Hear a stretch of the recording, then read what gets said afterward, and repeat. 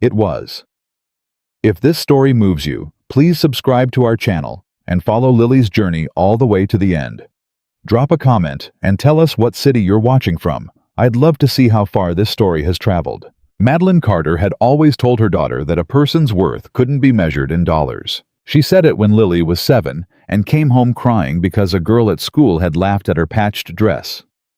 She said it when Lily was 12 and their mule died and they couldn't afford another one, and Lily had to walk 4 miles each way to the schoolhouse. She said it the morning Lily turned 18, pressing a dry kiss to her daughter's forehead and whispering that no matter what happened, Lily was worth more than this world knew how to say. She said all of that, and then she handed Lily a pen and told her to sign her name to a piece of paper that said otherwise. The debt collector's name was Forsyth. He wore a gray suit that was too fine for Dust River County, Montana territory, and he kept his hat on indoors, which Lily had always thought was the mark of a man who didn't respect anyone in the room. He'd arrived that morning before the coffee was even hot, and he'd sat himself at their kitchen table like he owned it, which Lily supposed was the point.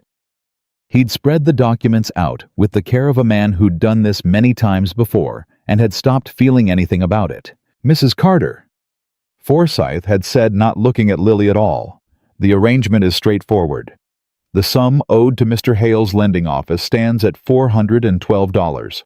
Mr. Mercer has agreed to absorb the debt in full, effective upon the signing." Madeline had nodded. She'd nodded the way people nod when they've already cried themselves dry, and there's nothing left but the motion. "What does that mean?" Lily asked. "What does he get in return?" Forsyth looked at her then. It was the kind of look a man gives something he's calculating rather than seeing. "A wife," he said simply. "Legal and proper. Ceremony can be arranged within the week. I'm 18 years old." "Which makes you of legal age, Miss Carter." "I haven't agreed to anything." Forsyth glanced at Madeline, then back at Lily. "The debt is in your mother's name. The house is collateral. If the sum isn't settled by end of month—" "I know what happens," Lily said. She did know. She'd watched it happen to the Hendersons 2 years back. 4 children, a mother who'd taken ill, a father who'd borrowed against a bad harvest. Victor Hale's men had come with paperwork and a sheriff's deputy, and they'd taken everything. The family had ended up in a boarding house in Billings, the mother still coughing, the father broken in ways that didn't heal. Lily knew exactly what happened. She looked at her mother. Madeline's hands were folded in her lap, and she was staring at the table. She wouldn't meet Lily's eyes, and that was the thing that cracked something open in Lily's chest. Not the debt. Not the gray-suited man with his careful documents. The fact that her mother couldn't look at her. "Mama." "Lily." "Look at me." Madeline looked up.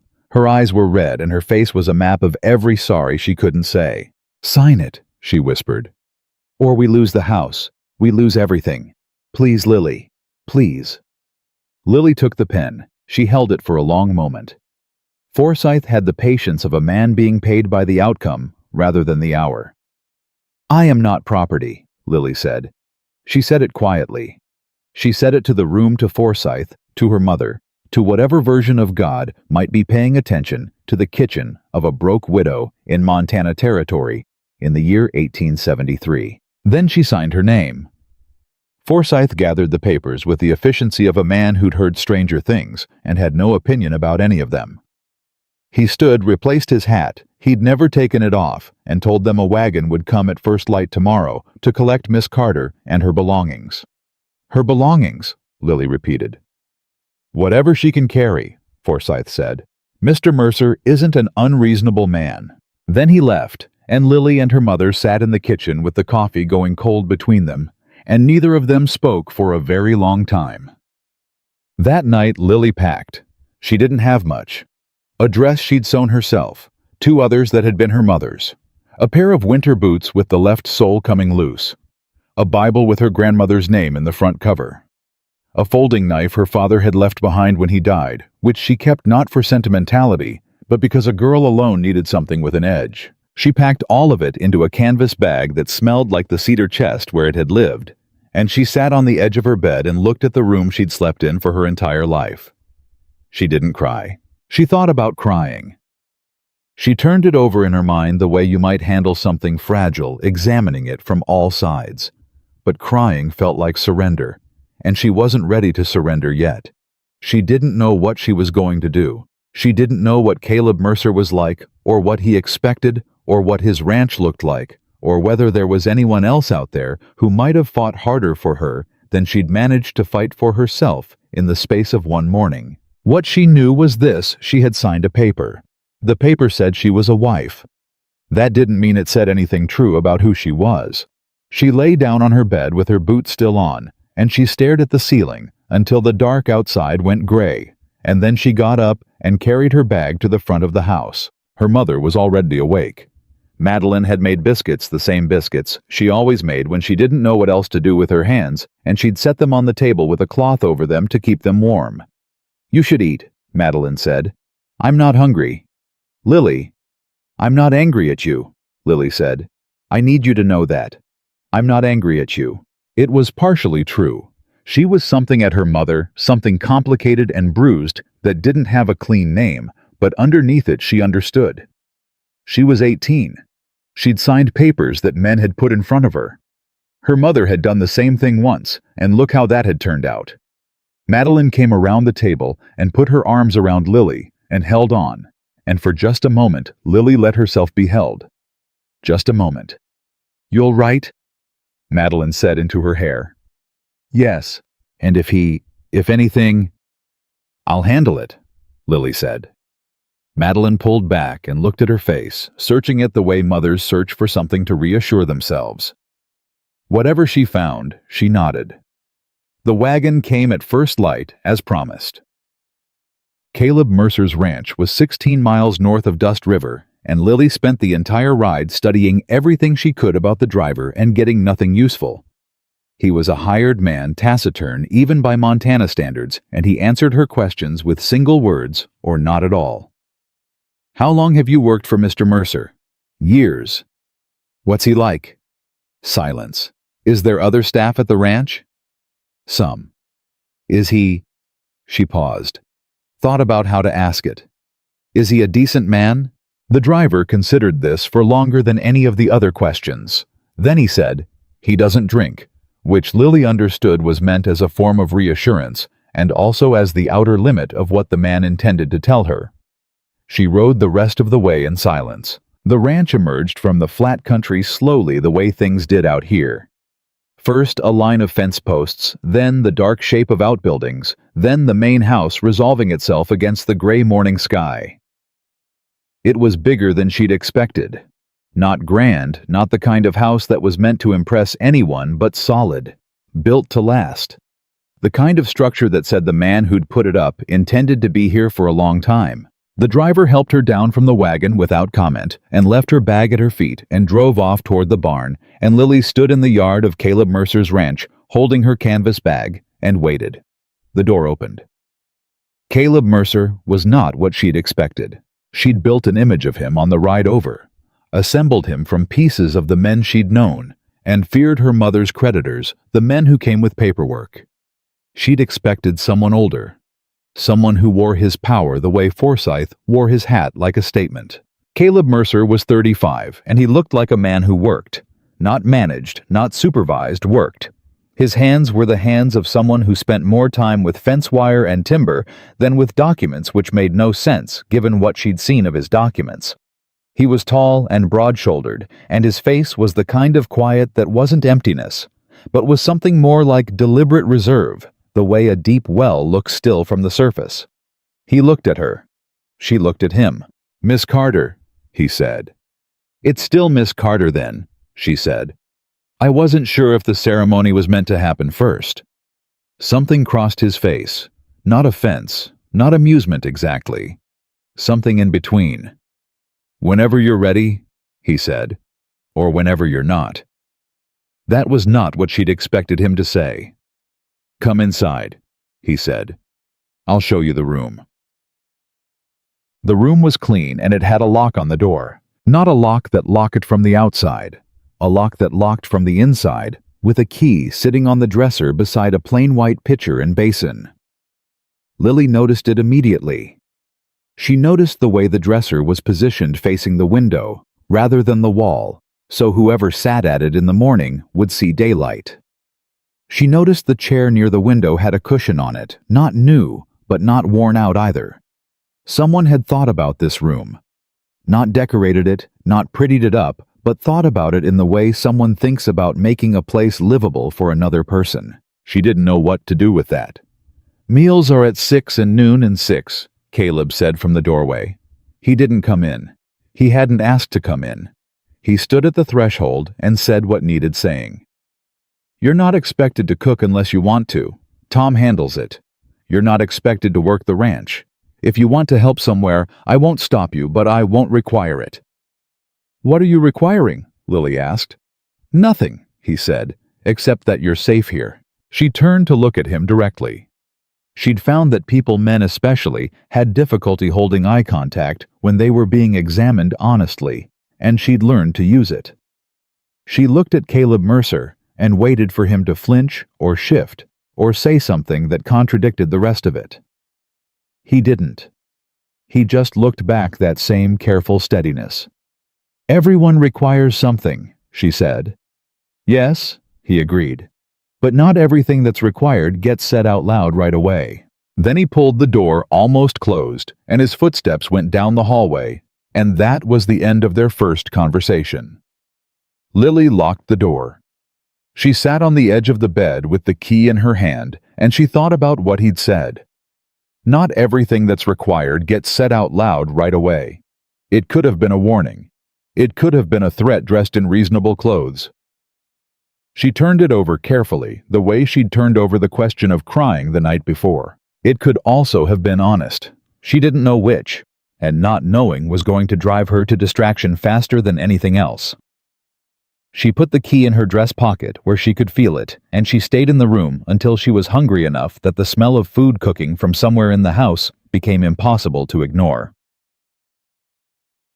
The hired man named Tom was somewhere between 50 and ancient, and he cooked the way men cooked when no one had ever told them they couldn't without ceremony or recipe, producing food that was plain and hot and filling. He set a plate in front of Lily without comment when she appeared in the kitchen, and she sat and ate without comment, and that seemed to be the acceptable mode of communication in this house. Caleb ate at the same table. He didn't make conversation. He didn't ignore her either. When she reached for the salt, he moved the pitcher out of the way so she could get to it. When she said thank you, he nodded. When she asked Tom if there was coffee, Caleb got up and poured it himself before Tom could. She watched him all through the meal. After Caleb went to the desk in the corner of the main room and opened a ledger and began writing. Lily sat by the window with her Bible in her lap, not reading it, watching him without appearing to watch him. He was careful with his work. Precise. He held the pen the way someone holds something they're not certain of, which was odd for a man who seemed certain about most other things. He wrote for a long time, and then stopped and looked at something. She couldn't see a document separate from the ledger, and the quality of his stillness changed, tightened. Then he folded the document and locked it in the desk drawer with a small key on his watch chain. Lily looked back at her Bible. She'd been in this house for less than half a day, and she'd already seen two things that didn't add up. She had the feeling she was going to keep counting. The days that followed were strange in ways she hadn't predicted. She had expected cruelty. She'd prepared for it on the wagon ride over, thought about how she would respond to it, what she would endure where the line was, that she would not cross, regardless of what it cost her. She'd expected something to happen that would confirm what she'd assumed about a man who would arrange a wife through a debt collector. What happened instead was nothing that resembled what she'd expected. Caleb Mercer did not drink. He did not raise his voice. He worked from before sunrise until after dark, and he came in dirty and tired, and he cleaned up at the pump outside, and he ate whatever Tom had made, and he went to his desk, and he read or he wrote, and then he went to his room and shut his door. He said good morning every morning and good night every night, and in between he spoke when there was something that needed saying and was silent when there wasn't. On the third morning, she found him in the kitchen before Tom making coffee. He poured her a cup without being asked. She sat down across from him and drank it and looked at him over the rim. "You're not what I expected," she said. "What did you expect? Someone who acts like he bought something." He was quiet for a moment. The fire in the stove ticked and settled. "I didn't buy anything," he said finally. "The paper says otherwise." "The paper says a lot of things," he said. "Papers aren't always right." She set her cup down. "Then what is it that the paper got wrong?" He looked at her with that careful steadiness she was starting to recognize as his default. Then he said, "Give it time," and got up and went out to the barn. She sat with her coffee and the question he hadn't answered, and the growing certainty that the thing underneath this arrangement, the thing no one had told her, was bigger than a debt and a name on a contract. On the 5th day, she started going outside, not because she'd been told she could, but because she'd decided she was going to, and she was watching to see if Caleb would stop her or say anything about it. He didn't. He looked up from where he was mending a section of fence when she came out of the house, and he nodded and went back to his work. She walked the property. It wasn't aimless. She was mapping it in her mind, the lay of the land, the outbuildings where the hands were and weren't, which routes led where. She'd grown up on a working farm. She understood that a property told you things about the person who ran it if you paid attention. What the Mercer Ranch told her was contradictory. The operation was well run. The animals were healthy. The fences were maintained.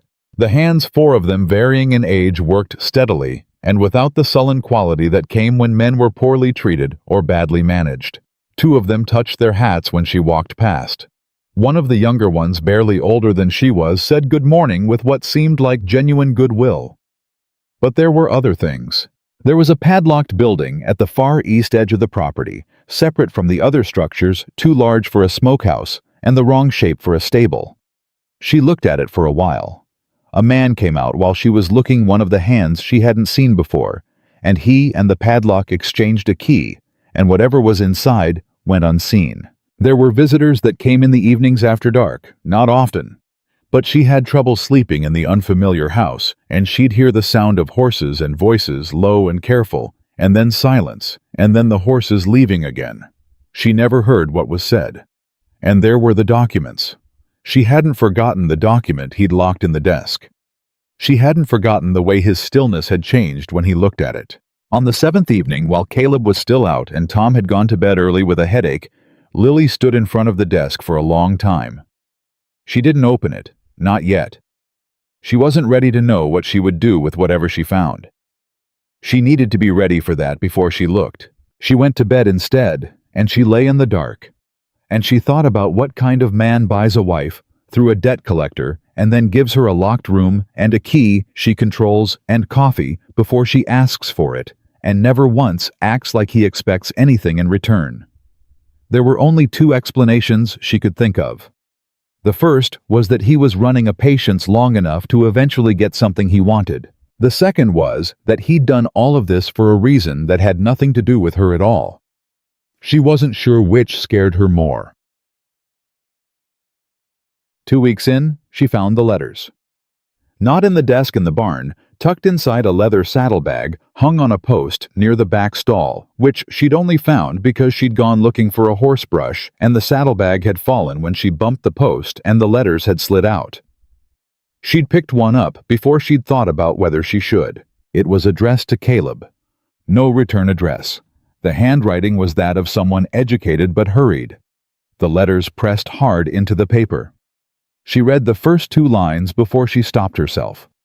The first line said, "Hale has moved on the Caldwell place. 3 families gone." The second line said, "You need to find a way to get inside the county office before the transfers register." Lily set the letter down. Her heart was doing something irregular. She picked up another one. This one said, "If he suspects you, everything we've built gets buried with you. Be careful who you bring into this." And then at the bottom, in different handwriting, a note that looked like Caleb's written in the margin of the letter, like an afterthought. "She doesn't know. Better that way for now." Lily stared at those words for a long moment. She doesn't know. Lily put the letters back in the saddlebag, exactly as she'd found them. She was careful, she was always careful, and she left the barn and walked back to the house and went straight to her room and sat on the bed with her hands on her knees. She doesn't know. Better that way for now. The careful kindness, the locked desk, the late-night visitors, the padlocked building. The way he never acted like a man who'd bought a wife because she wasn't here for the reason she'd been told she was here. She was here for something else. She just didn't know what. Yet. She waited 3 more days. She was deliberate about it. She observed and she catalogued, and she said nothing that would tell him she'd changed what she was watching for. She ate breakfast and she walked the property, and she said good morning and good night, and she sat with her Bible by the window, and she waited. On the 3rd night, she heard voices again. Late. She'd been awake, which she was most nights now, waiting for them. She recognized the voice speaking with Caleb after a moment, low, rapid, urgent. It wasn't one of the hands. It was older, more careful, and it kept stopping and starting, like a man who was choosing each word under pressure.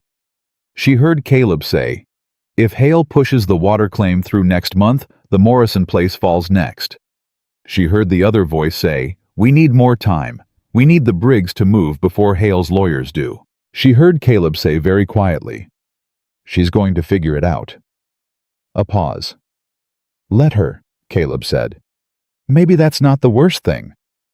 Lily pressed her back against the wall of her room and stared at the ceiling. Let her. Not stop her, not handle it. Let her. She'd signed a piece of paper that said she was a wife. She'd come to a ranch expecting cruelty and found careful silence instead. She'd found letters in a barn and a locked desk and night visitors, and a man who spoke about her to someone in the dark and said let her instead of stop her. She didn't know what she'd been walked into. But she knew this, she had not been walked into something small. She got out of bed. She dressed in the dark. She found her folding knife in her bag and put it in her pocket next to the key to her room. She sat back down on the bed, and she started planning what she was going to ask Caleb Mercer tomorrow morning before the coffee was poured, before he could get out to the barn and away from her when she had him in the same room and no way out of the question she'd been building for 2 weeks. She didn't sleep, but when the gray light came through the window, she was ready.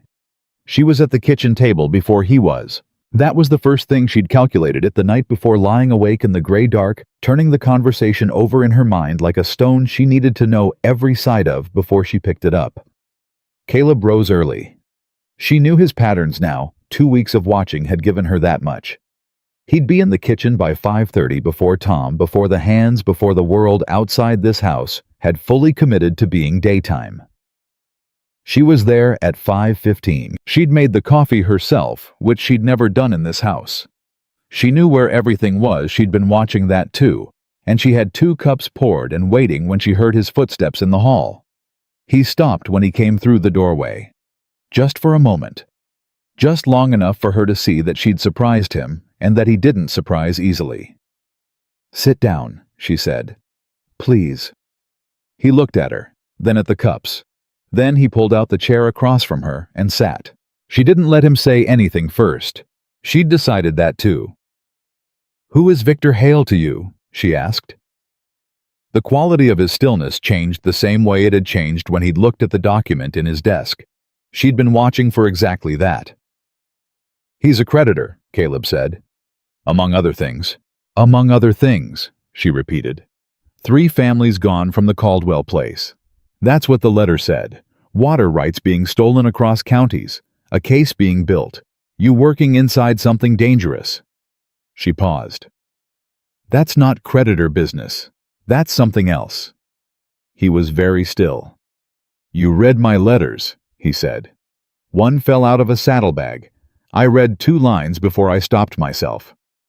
She looked at him directly. "I read enough." He picked up his coffee cup, set it down without drinking. "How long have you known?" 10 days. "And you waited." I wanted to understand what I was asking before I asked it. She folded her hands on the table. "I'm asking now. All of it. What is actually happening here, and what does any of it have to do with me?" The fire in the stove. The house still and dark around them. Outside, the first birds beginning their noise in the cold morning. Caleb looked at her for a long moment, that assessing look she'd come to recognize, the one that wasn't cold so much as careful. Then he said, "If I tell you, there's no untelling it." "I signed a piece of paper that traded me for a debt," Lily said. "I've already been told more than I should have been without being told anything at all. There's no protecting me from this. I'm already in it." Something shifted in his face. Not much, but enough. He started talking. Victor Hale had come to Dust River County 8 years ago with capital and connections, and a particular talent for identifying land that other people needed and turning that need into leverage. He ran a lending office that was legal on its face and corrupt in its bones interest rates that compounded in ways the borrowers didn't fully understand until it was too late. Foreclosure timelines that moved faster than the law was supposed to allow, and a network of local officials who'd been paid or pressured into looking the other direction. The land wasn't the end goal. That was the piece most people missed. Water, Caleb said. This whole territory runs on water rights. Whoever controls the water controls what the land is worth, what can be grown on it, whether a town survives or dries up. Hale's been buying up water claims for 6 years. Not obviously.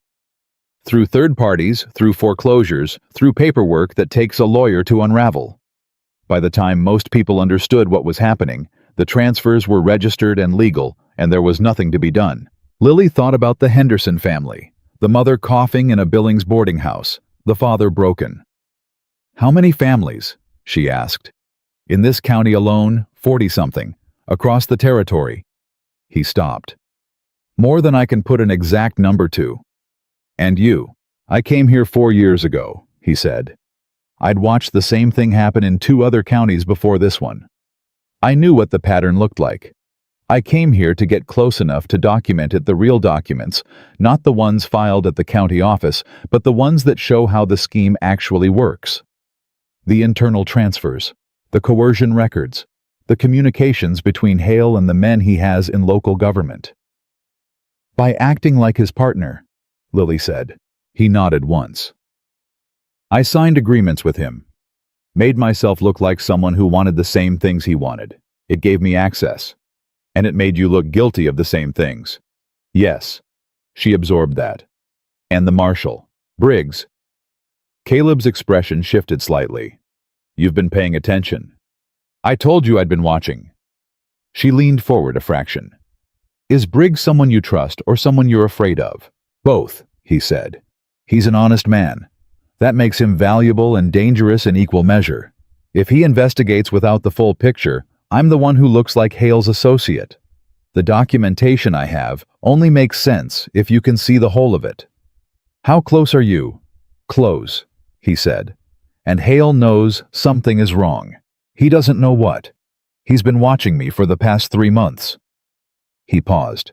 "Which is why he pushed the arrangement with your mother's debt." The air in the kitchen changed. Lily felt it before she fully understood it, something dropping through her chest, cold and certain. "He set it up," she said. Caleb's jaw tightened. He presented it as routine. A debt he held a rancher who needed a wife, a clean transaction. But Hale doesn't do anything that's just routine. Your mother's debt was small enough that he could have let it ride for another year without impact. He called it in now, and he pushed you here because... He stopped. "Because why?" Lily's voice was very quiet. "Because a wife who doesn't know what her husband is doing can be used," Caleb said, "as a witness who doesn't understand what she's witnessed. As a vulnerability. As someone who can be approached separately and told things about me that make her doubt everything she's seen." He looked at her steadily. "You weren't placed here by accident. You were placed here because Hale thought you'd be a liability I couldn't control." The silence stretched. "He was going to use me against you?" Lily said. "That was the plan." "Did you know when Forsyth came with the papers, did you already know what Hale was doing?" "I suspected it," Caleb said. "I didn't have confirmation until 2 days after you arrived." "And you still let it happen?" "Not an accusation exactly. A fact being examined. If I'd refused the arrangement, Hale would have known I'd figured out the move. And your family would have lost the house, and you'd have been without protection in a county where Hale has reach. He held her gaze. I made a choice. I'm not asking you to think it was the right one. I'm telling you it was the one I made. Lily sat with that. She turned it over the way she'd turned over everything else methodically, without letting feeling get ahead of thinking. You gave me a room with a lock, she said. Yes. You didn't tell me what I was walking into. No. You said 2 nights ago, let her. You said it might not be the worst thing if I figured it out. He didn't ask how she'd heard that. He just said, yes. Why? The long pause again. Outside, the birds were louder now, and somewhere in the barn, one of the horses moved and settled. Because I've been doing this alone for 4 years, he said. And you'd figured out in 2 weeks what most people wouldn't have seen in a year. And because... He stopped. Started again more carefully. Because you're not what Hale expected when he made his move. He expected someone frightened. Someone who could be handled. Lily looked at him. I am frightened, she said. I know, he said. That's not what I mean.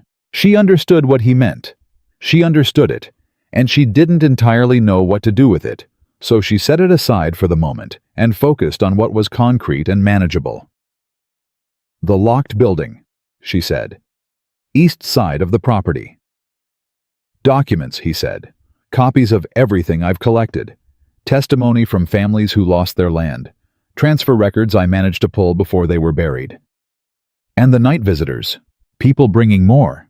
Some of them drove 2 days to get here. She looked at her coffee. Cold now. She drank it anyway. What happens if Hale moves before you have enough to take to Briggs? Then everything I have looks like the evidence of my own guilt, he said flatly. And I go to prison, and Hale continues, and everyone who trusted me with their testimony gets nothing. How much more do you need? The county office records, he said. There are transfers that were registered without proper signatures, or with signatures that were coerced.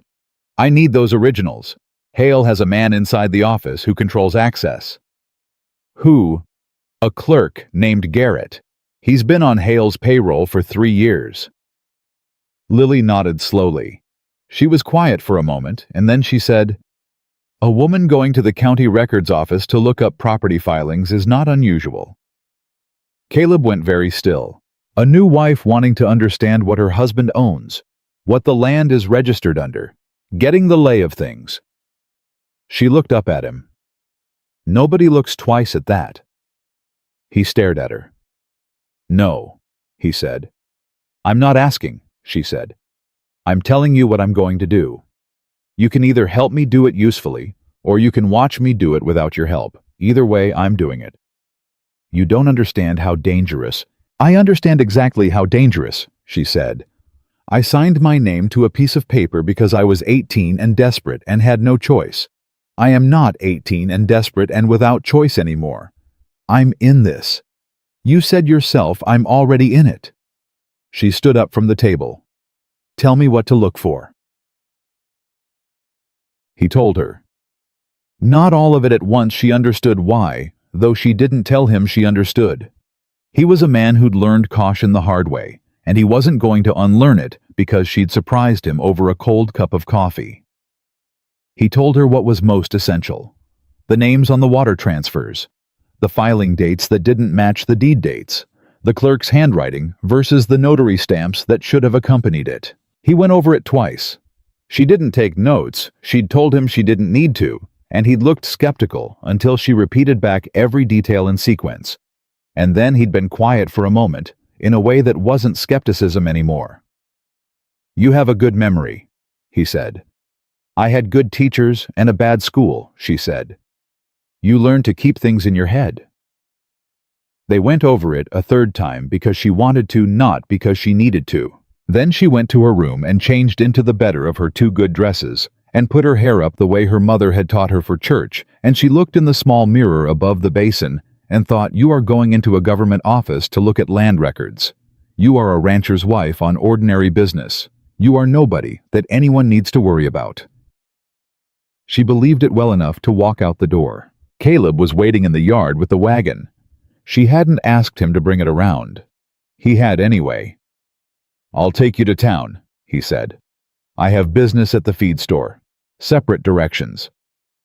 She climbed up without taking his offered hand, not rejection, just habit, and he flicked the reins, and they went without speaking, which was their most fluent language by now. Dust River's main street was the kind of street that looked permanent from a distance and provisional up close. The county records office sat between a dry goods and a lawyer's practice, a narrow building with a wooden sign that needed repainting. Caleb stopped the wagon 3 buildings down.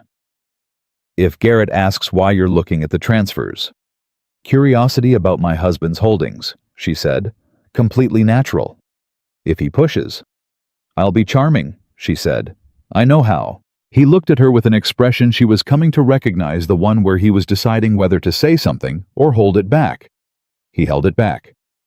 She got down from the wagon and walked to the records office without looking back. Garrett was younger than she'd expected. Mid-20s, soft around the edges, in the way of a man who sat behind a desk with small, careful eyes that moved over her once when she came in and then moved back to his papers. "Help you?" he said.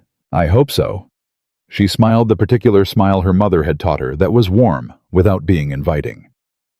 "I'm Lily Mercer. My husband has land registered in this county, and I've been trying to get a clear picture of the property holdings, deeds, water claims, that kind of thing. He works so much he never gets around to walking me through the paperwork, and I like to understand things properly." Garrett's eyes moved over her again. "What name?" "Mercer. Caleb Mercer, north of town 16 miles. He got up from his desk without enthusiasm and went to the filing shelves along the back wall. She watched the way he moved, where his eyes went, what he touched, where he hesitated. He pulled a folder and brought it to the counter. "These are the current registered holdings under Mercer," he said. "Deeds and grazing rights. And water claims." The pause was barely there. A half-beat. "Separate filing," he said. "Let me get those." He went back to the shelves. While his back was turned, Lily leaned over the open folder on the counter. She wasn't taking anything. She was reading. Fast, the way she read everything, running her eye down dates and signatures and notary stamps. She found the first discrepancy in 30 seconds. A transfer dated March of 1871. Notary stamp from an office in Helena. But the signature beneath it, the one that was supposed to be the county registrar's, was wrong. The pen pressure was different. She'd seen enough of a man's handwriting to know when it wasn't that man's. She had it memorized before Garrett turned back around. She went through 3 more documents the same way, while he was answering her careful questions. She kept him talking. She'd learned that early people showed you more when their mouths were busy. She was warm and slightly helpless, and deeply curious about things that seemed harmlessly domestic, and he was off his guard by the time she thanked him and said she'd likely need to come back once she'd had a chance to discuss things with her husband. "Of course," he said. She was halfway to the door when he said, "Mrs. Mercer." She turned. "Your husband know you're here," he said. It was said lightly, but the small, careful eyes weren't light at all. "He brought me to town himself," she said. "Why?" He shook his head. "Just making conversation," he said. She walked back to the wagon with her spine straight and her hands loose at her sides and her heart hitting hard enough that she could feel it in her throat. Caleb was at the feed store as promised. She went there directly, walked through the door, and found him at the counter and stood next to him and said in a completely level voice, "We need to talk before we go home." He looked at her face. He understood what it meant. 2 minutes. He said to the man behind the counter and followed her to the back of the store where the stacked bags of grain made a wall between them and the door. 4 discrepancies, she said low and quick. March 1871, August 1871, January and April of 1872. The notary stamps don't match the signatures. Somebody was signing those transfers who wasn't the registrar, and the stamps were added afterward. The ink sits differently. He stared at her. "And Garrett asked me if you knew I was there," she said. "He was fishing. He's going to tell someone." Caleb's expression had gone to a place she hadn't seen before. Not the careful stillness, but something tighter. Alert in the way of a man recalculating quickly. "How confident are you about the signatures?" he said. "Completely," she said. "I've looked at enough handwriting to know what it means when it changes. Those aren't the same hand." "Would you recognize them again? Could you write down what you saw?" "I already have it." She tapped the side of her head. "All of it." He looked at her for a moment that held something she couldn't fully name. Then he said, "We need to get back. Tonight, I'm going to need you to write down everything, every date, every detail. Exactly as you saw it." "I know," she said. "I know what I'm doing." "I'm starting to believe that," he said, and it came out different than anything he'd said to her before. They didn't speak on the ride back, but the silence was different from what it had been before. It wasn't the silence of two strangers in an arrangement neither of them chose. It was the silence of two people who had crossed into something together and were still figuring out what to call the place they'd arrived. That night, she sat at the desk, his desk, and he'd pulled a second chair up without being asked, and she wrote everything down. Dates, names, filing numbers, the specific way the ink varied between signatures and stamps. She wrote for nearly 2 hours, and Caleb sat beside her reading what she produced occasionally, asking a question, occasionally going to the locked cabinet by the wall and pulling out a document to cross-reference. At some point, Tom put food on the table, and they ate without stopping the work, which was the most normal thing she'd felt since arriving. "This one," Caleb said, pointing to the March 1871 entry. "I have a witness who was present at the original filing. He said the registrar was never in the room. The signature was added 3 days later by someone else. He saw it happen, but he was afraid to come forward." "Is he still afraid?" "He's less afraid than he was," Caleb said. "He came here 2 weeks ago. He's one of the night visitors." Lily looked at the document in front of her. "If we have his testimony and the signature discrepancy, that's 2 proofs of the same fraud." "It's the pattern," Caleb said. "That's what Briggs needs. Not one document, the pattern. Show him that this happened the same way across 40 different transfers, and it stops looking like a clerical error and starts looking like what it is. How soon can we bring it to him?" Caleb was quiet for a moment. "Hale is filing a new claim next month. The Morrison place. If we don't have Briggs moving before that registers one more family. Loses everything," she finished. "Yes." She looked at the stack of documents, at the testimony records, at 2 years of careful, dangerous work laid out across a desk in a lamplit room in a ranch house 16 miles north of a town where a clerk named Garrett had already sent word to someone that Lily Mercer had been asking questions. She knew that. She was almost certain of it, and it meant the timeline had just changed. "We don't have until next month," she said. Caleb looked at her. "Garrett is going to tell Hale I was in that office," she said. "Hale is going to think about why. He's going to start wondering if his move putting me here produced something he didn't expect. How long before he acts on that?" Caleb said nothing, but his jaw tightened in the particular way she'd learned meant he was confronting something he'd already considered and didn't want to say out loud. "Days," she said. "Not weeks, days." He didn't disagree. She looked at the lamp, at the shadows it threw across the stacked papers, at all of it. "Then we need to be ready," she said. "And we need to do it right." She picked up her pen. "Tell me about the Morrison family," she said. "Tell me everything. Because if we're doing this, we're doing it for them too, not just for the documents." He told her. It was well past midnight when they finally stopped. The lamp was low, and Tom had long since gone to bed, and the house was quiet around them. Lily's hand ached from writing, and her eyes were tired, and she felt more awake than she had in 2 weeks. She gathered the pages she'd written and set them on the pile Caleb indicated, and he locked them in the cabinet, and turned back to her with the key in his hand and something in his face that she hadn't seen there before. "You should know," he said carefully, "that you have changed what's possible here." She looked at him. "I should know more than that," she said, "but I'll start with that." He almost smiled. She saw the faint movement at the corner of his mouth, and it surprised her more than anything had since she'd arrived. She picked up the lamp and went down the hallway to her room and locked the door behind her, the key still in her pocket where it always was, and she sat on the bed and looked at her hands in the low light.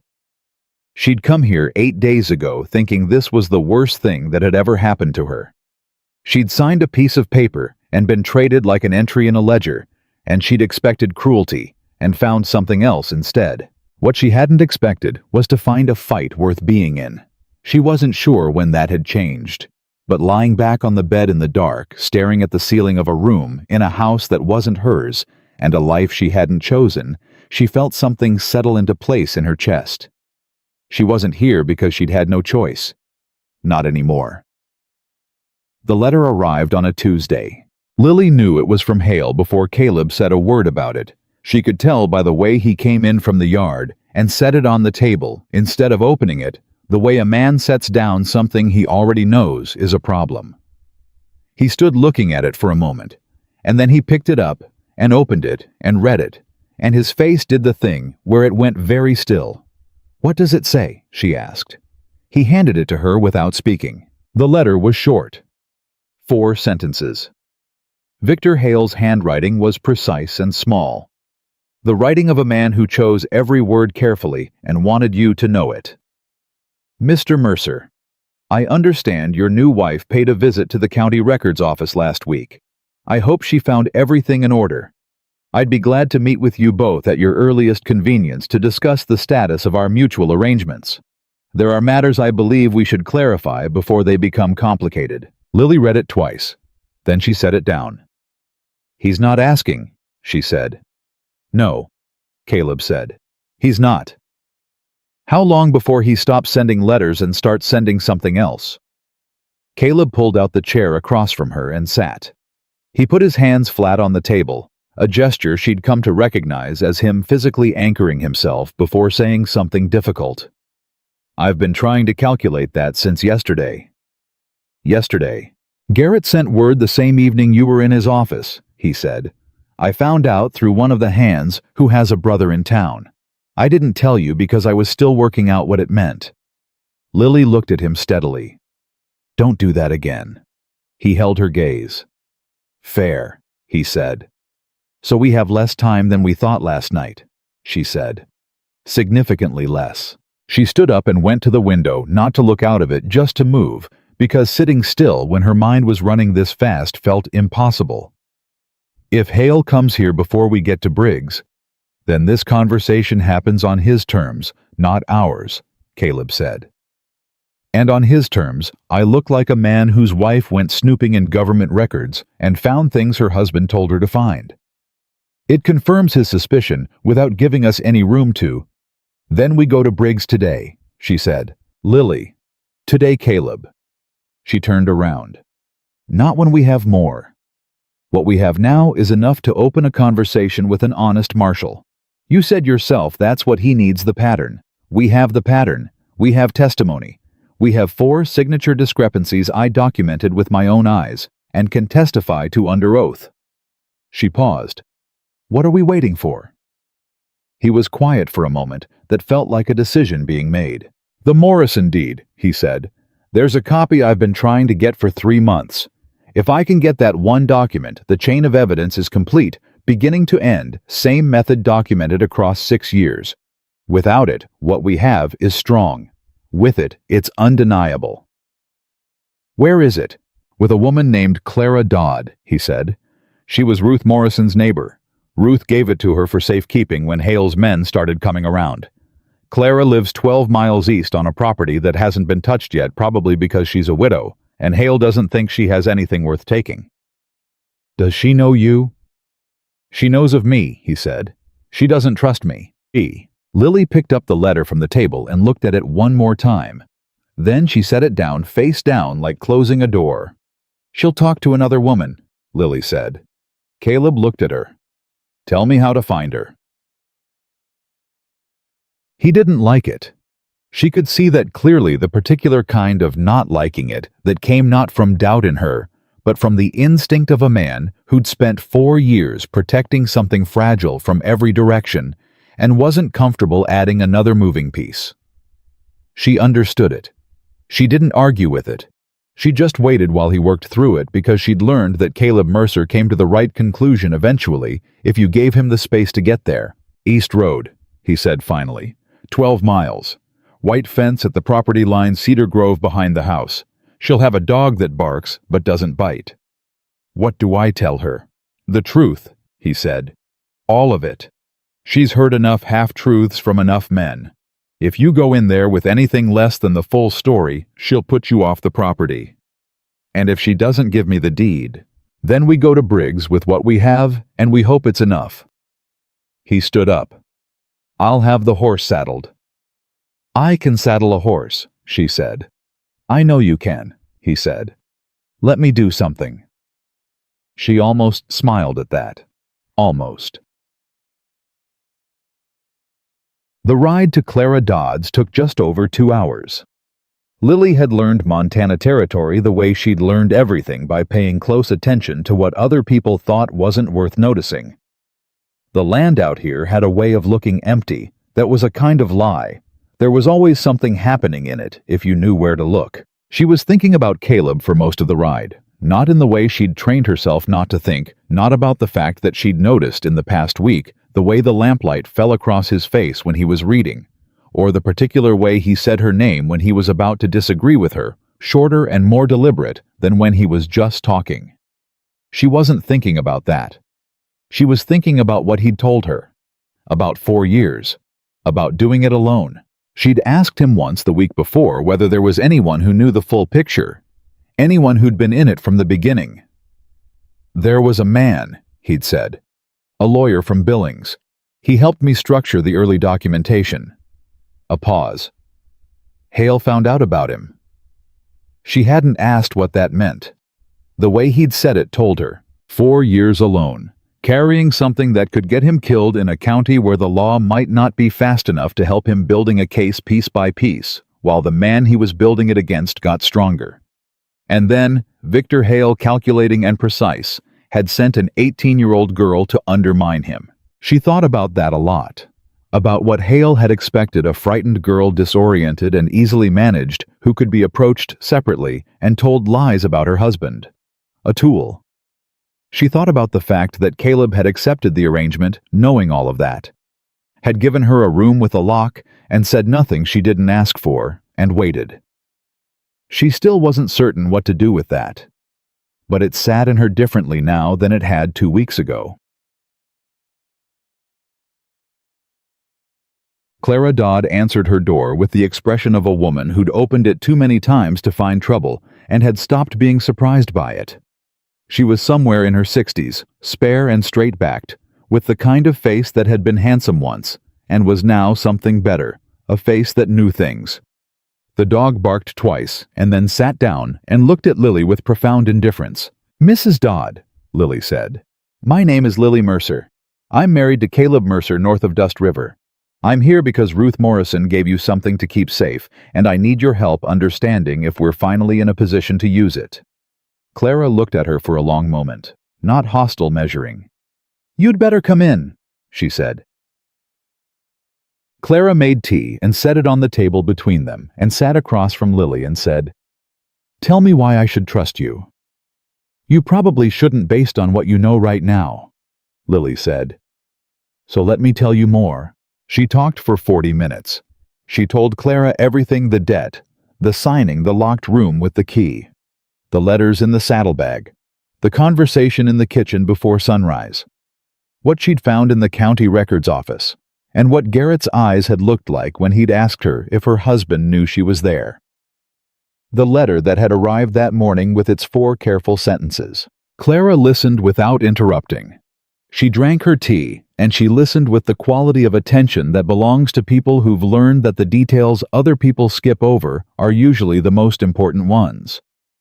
When Lily finished, Clara said, "He gave you a room with a key." "Yes." "First night?" "Yes." Clara was quiet. She turned her cup in her hands. "Ruth Morrison came to me in October," she said. She was 2 weeks from losing everything. She had the deed to her family's property. Her father had registered it 40 years ago, before Hale ever set foot in this territory. She said the new registration filed at the county office listed the water rights under a different name. She didn't know how it happened. She was there herself for the original filing, and it was done right. Clara set down her cup. She gave me the original deed because she was afraid of what would happen to it if she kept it. And what happened to Ruth? Lily asked, though she thought she already knew. She's in Billings, Clara said. 3 children and no land and nothing to show for 40 years of her family's work. Her voice was even, but her eyes weren't. She writes to me sometimes. She asks if anything's changed.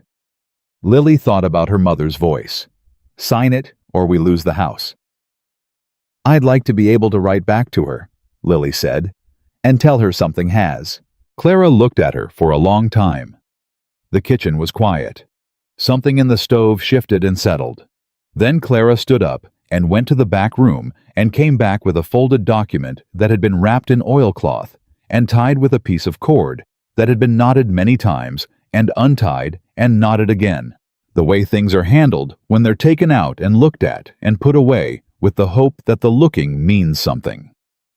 She set it on the table in front of Lily. You take that to someone who can do something with it, Clara said. Not someone who can lose it. Someone who can use it. We're going to Marshall Briggs, Lily said. Today, if I can make it back in time. Briggs. Clara said the name with the careful neutrality of someone who hadn't decided whether to trust it yet. He's honest. That's what I've been told. Honest isn't always enough, Clara said. No, Lily said. But it's where you have to start. She took the deed.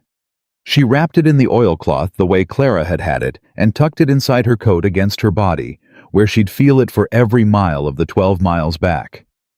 At the door, Clara put her hand on Lily's arm. How old are you? 18, Lily said. Clara looked at her with an expression that was complicated and tired, and something else underneath, something that might have been the cousin of hope. Lord, she said quietly, and let her go. She was 6 miles from the ranch when she heard the horse behind her. She didn't look back immediately. She slowed, slightly adjusted her coat, calculated the distance to the ranch, and the distance to town, and the distance between her and whoever was behind her. Then she looked back. 2 riders, moving faster than casual travel, closing the gap with the particular purposefulness of men who knew where they were going. She recognized neither of them, but she recognized the way they rode. She pushed her horse to a canter. They matched it. She thought about the deed against her ribs. She thought about Caleb's desk and the locked cabinet and 4 years of careful work.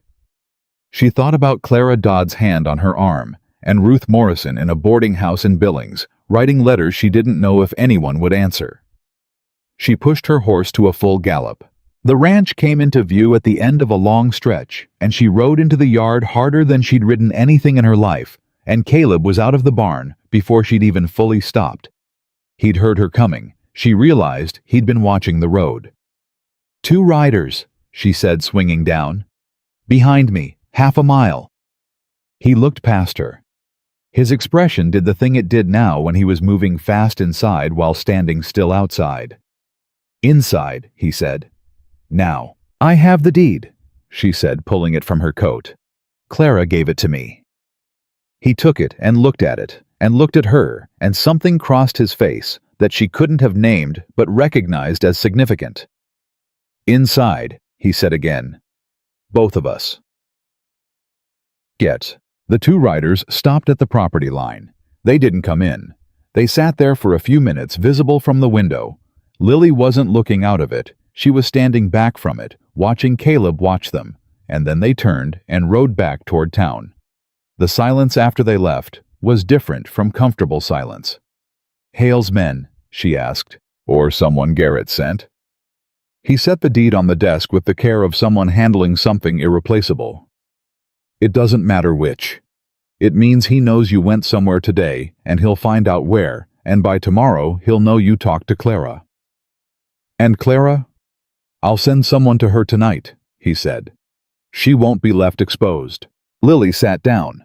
Her legs, she realized, had been running on something that wasn't quite calm for the past hour, and now that she'd stopped, they were informing her of this. "We go to Briggs tomorrow morning," she said. "Yes."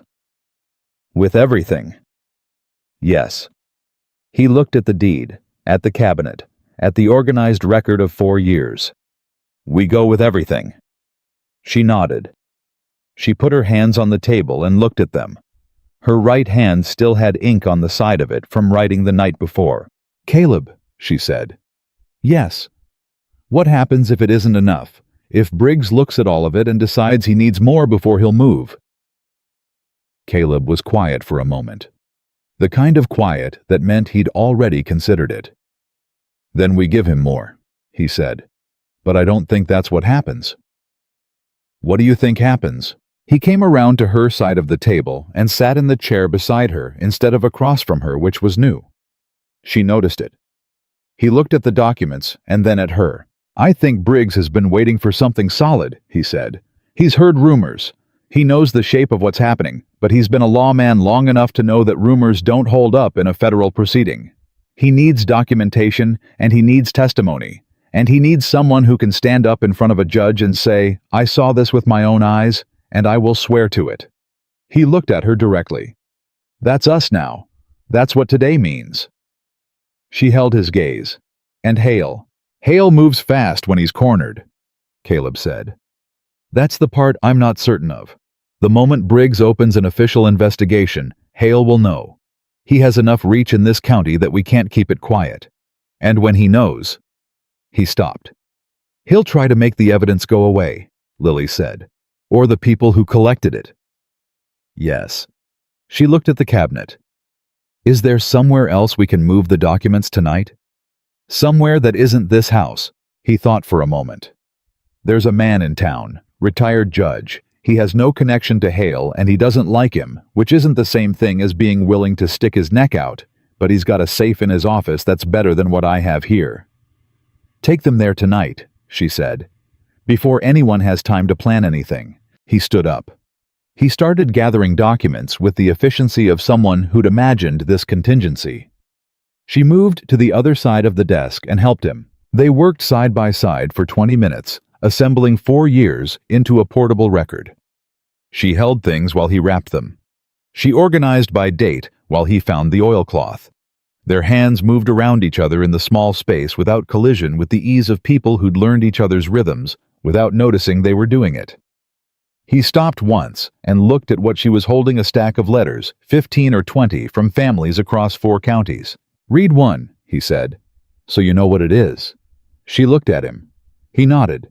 She opened the top letter.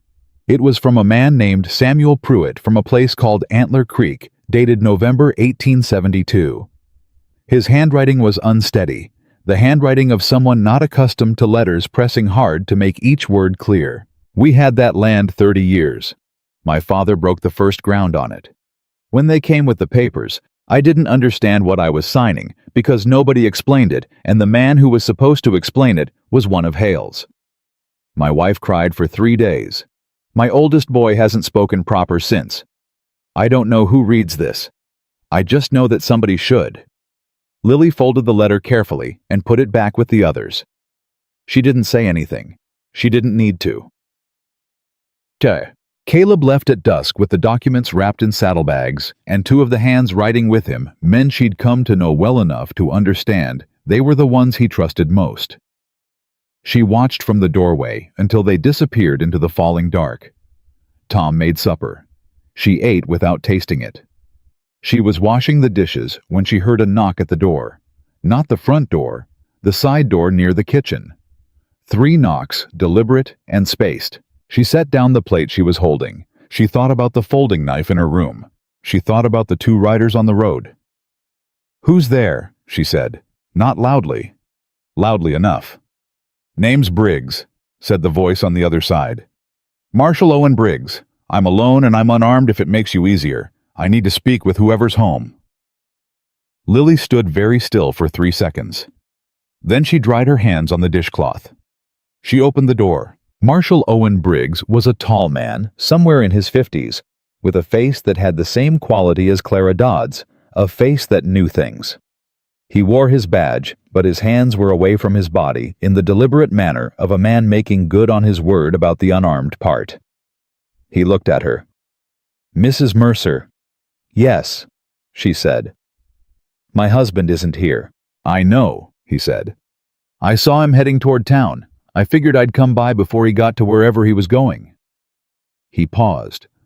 "Ma'am, I'm going to be honest with you because I think this situation calls for it. I've had my eye on Victor Hale for 2 years. I've had my eye on your husband for 6 months.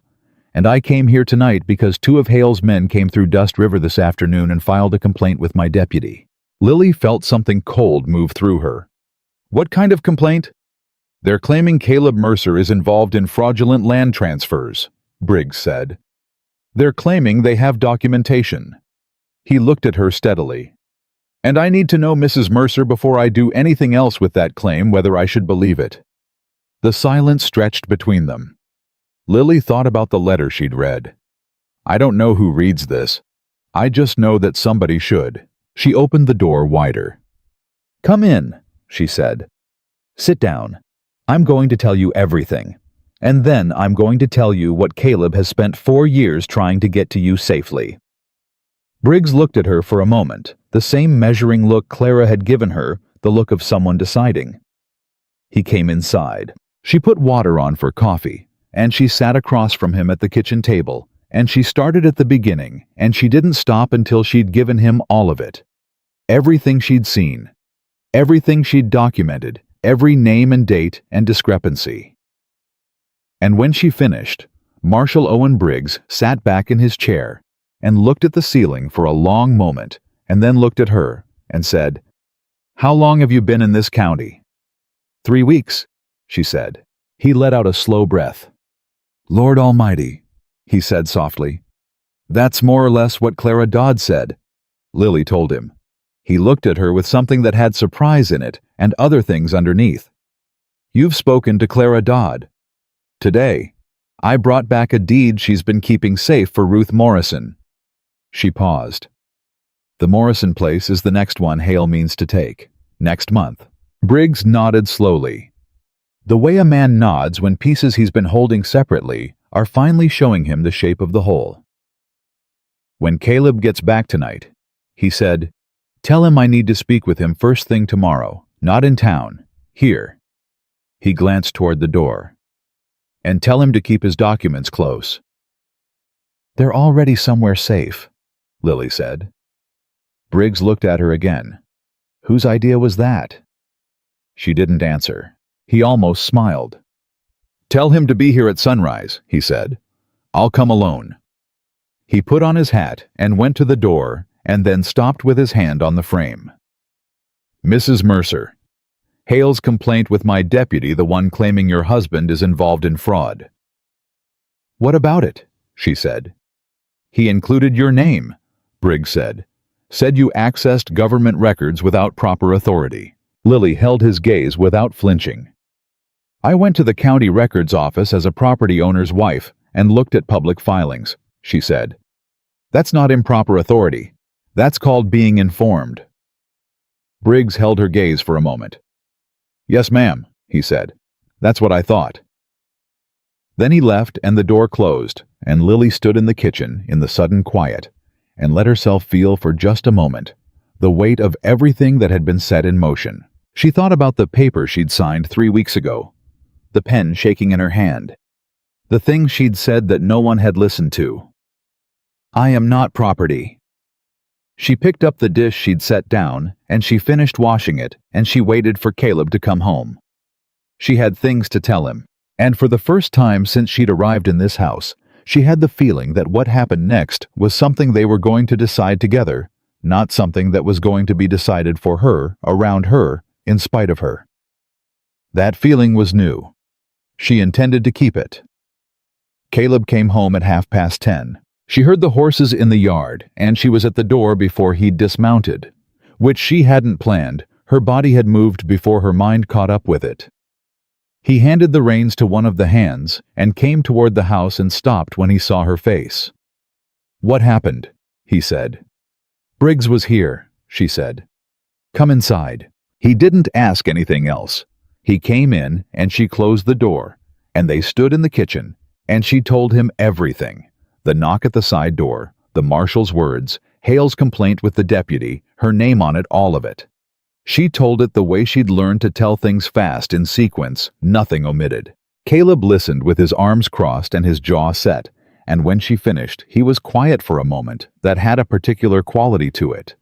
Not the processing quiet, not the calculating quiet, but something underneath both of those. He put your name on it, Caleb said. Yes. Hale filed a complaint naming you specifically. Yes. Something moved across his face that she hadn't seen there before. It wasn't the careful stillness. It was something older and less managed. He's trying to make you afraid, Caleb said.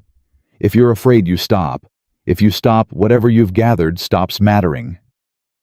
I know what he's doing, Lily said, and I need you to know that it isn't working.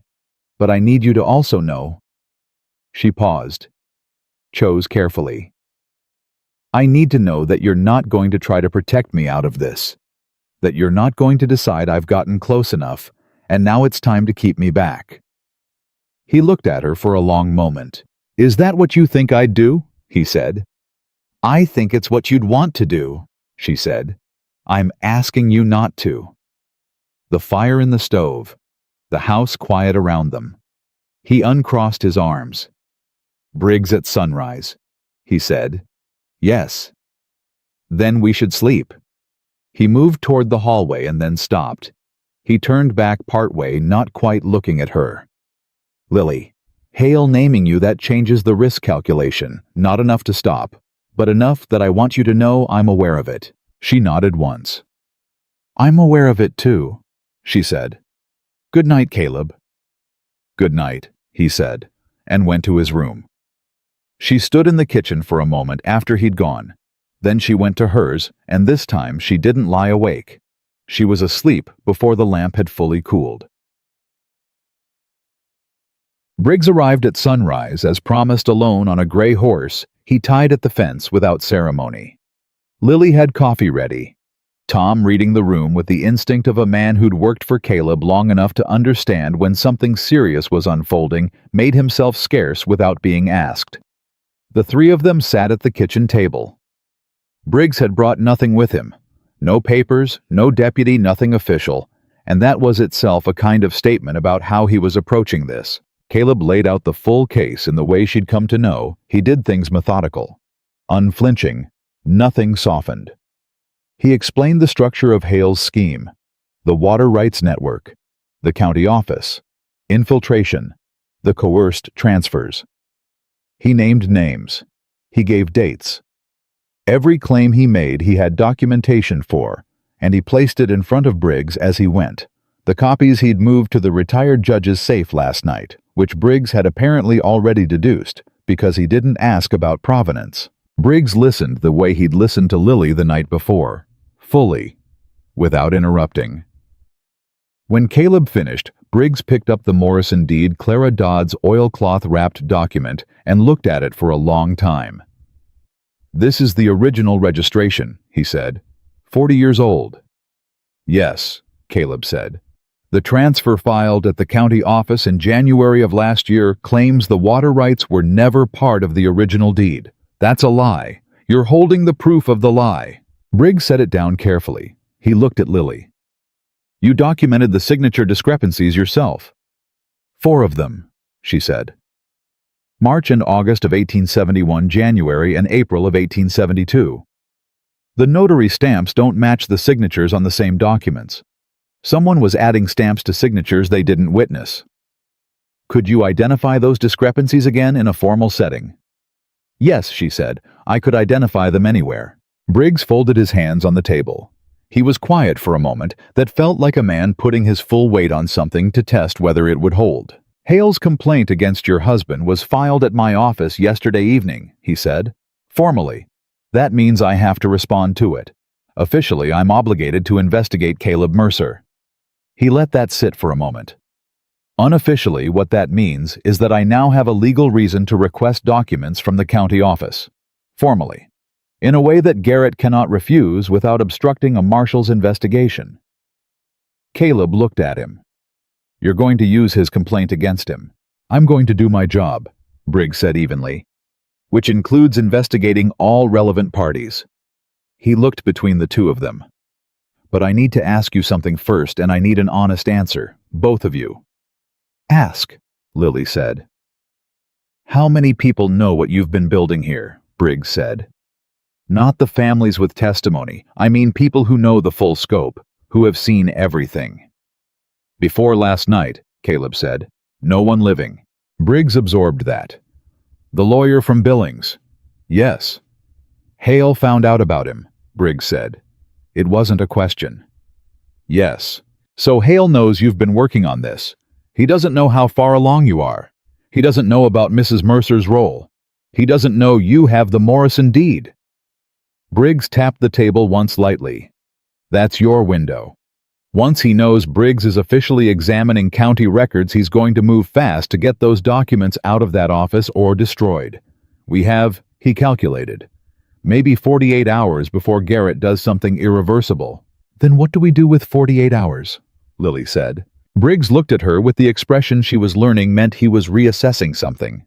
Mrs. Mercer, I need to formally request your testimony. Written, signed, witnessed.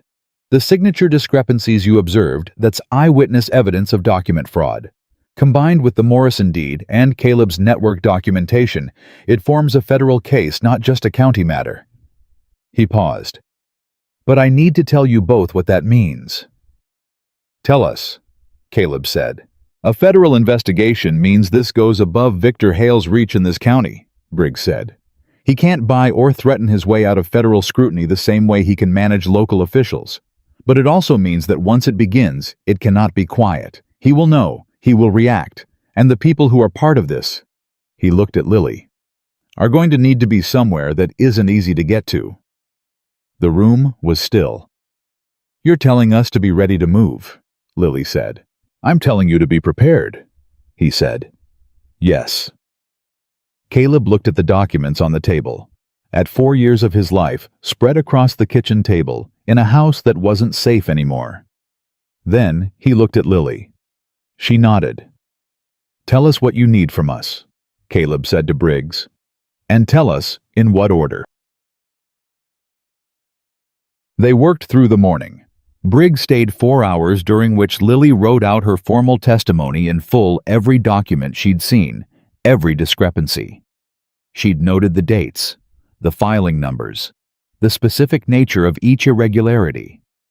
Briggs witnessed it and signed beneath her name and folded it into the inside of his coat with the care of something he intended to keep on his person. Caleb produced the network documentation in organized sequence, and Briggs went through it piece by piece with the thorough attention of a man who'd been waiting for exactly this and was not going to rush it now that it was in front of him.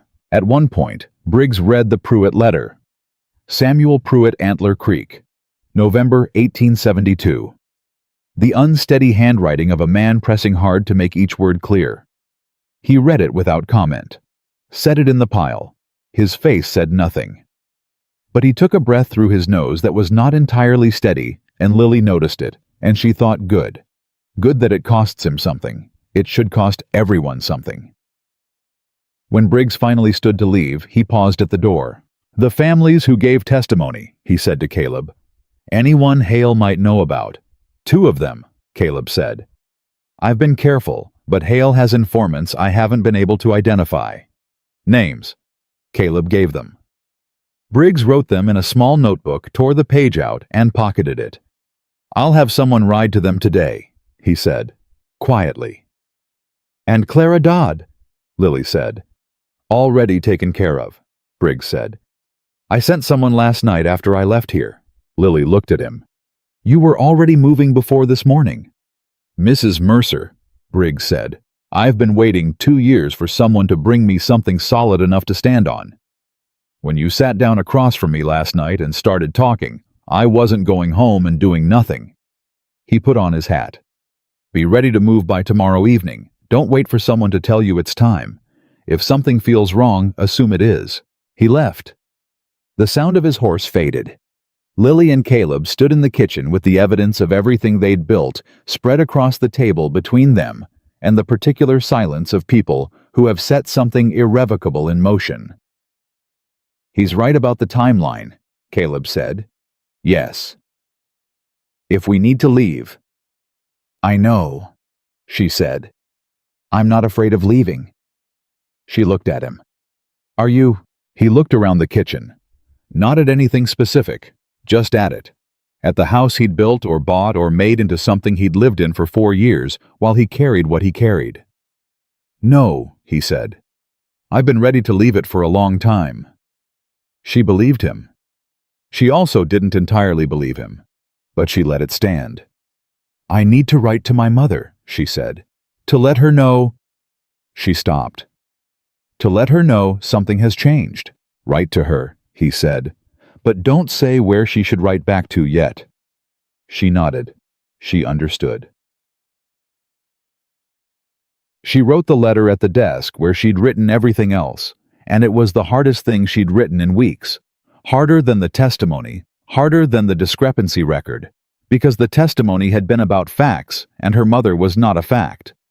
Her mother was the woman who'd pressed a key into a paper and said sign it, and then stood at the table with biscuits she'd made because she didn't know what else to do with her hands. She wrote, "I am well. I am doing something that matters. I will explain when I can explain it fully. Don't be afraid for me. I am not afraid." She sealed it and addressed it and gave it to Tom to post in town, and she stood at the window after he'd gone and thought about her mother reading it in the kitchen of the house that was still standing because of a paper Lily had signed. And she thought about whether that was a fair trade, and she decided it was a question she was going to keep asking herself for a long time without settling on an answer. She was still at the window when she heard a wagon on the road. Not Caleb's, he was in the barn. Not Tom's, she'd watched him go. A different sound. 2 horses moving at the pace of something that wasn't in a hurry but had decided exactly where it was going. She watched from the window. The wagon stopped at the gate. 2 men she didn't recognize. One of them got down and walked to the gate and looked at the house for a moment, then walked back and said something to the man still on the seat, and they waited. Lily went to find Caleb. He was at the back of the barn, and she said his name once at normal volume, and he looked at her face and put down what he was holding. 2 men, she said. At the gate, just sitting. He came with her. He looked from the barn door without showing himself. I don't know them, he said. Hales? Maybe. Or Garrett sent someone. Or... He stopped. Stay here. Caleb. For 3 minutes, he said. Let me see what they want before we decide anything. She didn't like it. She stayed. He walked out to the gate with the unhurried quality of a man who owned the property and had every right to ask questions about who was standing on the edge of it. She watched from the barn door. She couldn't hear the conversation, but she could read its shape. Caleb relaxed, asking the 2 men, answering one of them, handing something down from the wagon seat. A letter. Caleb took it, said something. The men turned the wagon and left. He came back to the barn and opened the letter and read it, and his face went through several things quickly. She hadn't seen him do that before. What is it? She said. He handed her the letter.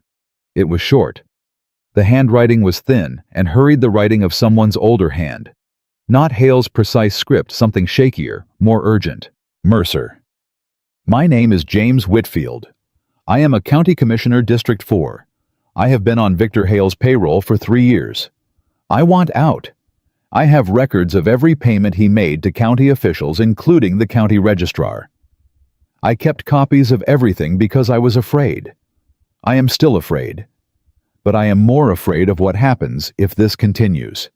Tell me who to bring these to, and I will bring them. J. Whitfield. Lily read it twice. Then she looked up. This is either exactly what it looks like, she said, or it's Hale trying to find out who we're working with. Caleb's jaw was tight. Yes. How do we tell which? We can't, he said. Not for certain. Not without meeting him. If we meet him and he's Hale's, then Hale knows we're working with Briggs, he said. Which he's going to find out tomorrow when Briggs requests the county records anyway. She thought about that. So the question isn't whether we risk Hale knowing. The question is whether Whitfield's records are real. Yes.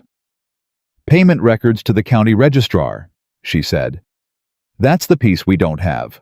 We have the fraudulent signatures, and we have testimony, and we have the Morrison deed, but we don't have direct evidence of the money changing hands.